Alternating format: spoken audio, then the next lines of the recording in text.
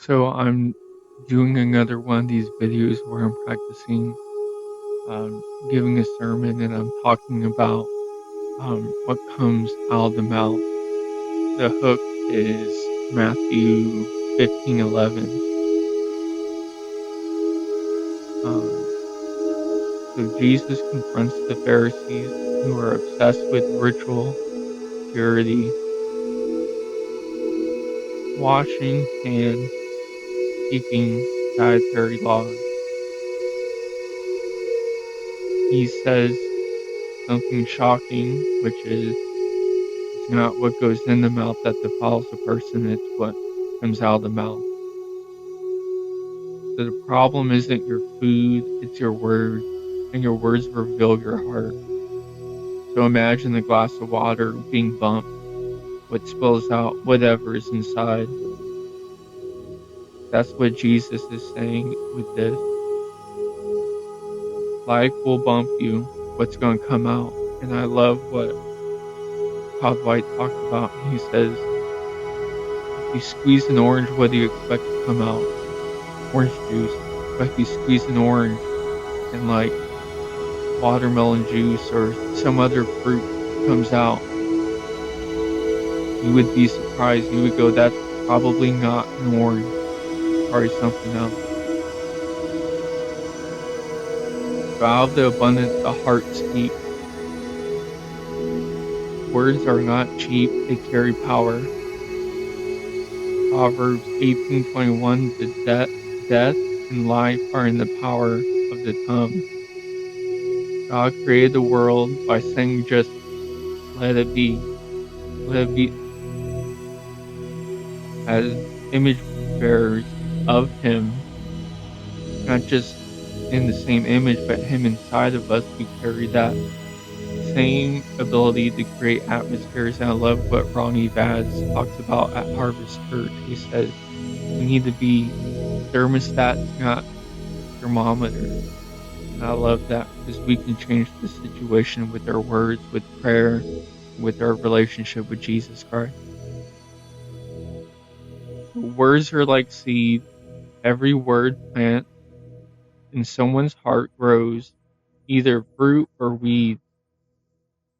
What garden are we planting in our family, our church, or our friends? Parent, a single word can be blessing and shaping to identify the child for years to come. A single careless insult can scar them for decades. So speak life, bless, encourage, and create atmospheres where people thrive. Ephesians 4:29, let no corrupt talk come out of your mouth, but only for what is good for building up. Words are not just for comfort. Sometimes they are correct. Sometimes they must correct. And so in John 15:2 it says, every branch that does not bear fruit, he prunes that may bear more fruit. Correction is necessary, but correction is not supposed to equal destruction. Correction is supposed to be pruning, not just hacking to kill. So a gardener trims the plant, not to harm it, but so that it can grow stronger, bear more fruit.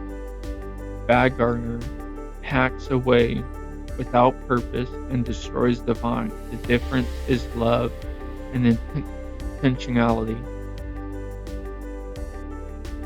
Another analogy that you can use for this point is a surgeon that cuts with the scalpel but always heals reckless person with a knife only wound. The Spirit leads us carefully, precisely in love, not reckless out of pride. Galatians chapter 6, verse 1.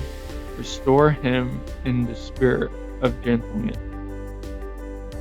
When we prune someone with words, do it with tears in your eyes and love in your heart, not pride in your chest.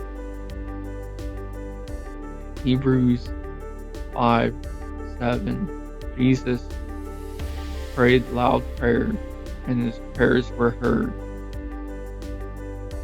because of his reverent submission. It's not the noise and emotion that move heaven, it's the heart posture behind the words. Likewise, words carry weight when they flow from spirit, not flesh. So think of a sailboat catching the wind. It only positioned right, the words are like sails. If aligned with the spirit, they carry God's breath and power. If they're full with pride, they collapse. You start going in places you don't mean to go. Galatians 4:6. Let your speech always be gracious, seasoned with salt. Before speaking, ask, is the Spirit leading or my pride? Spirit-led words heal. Prideful words harm.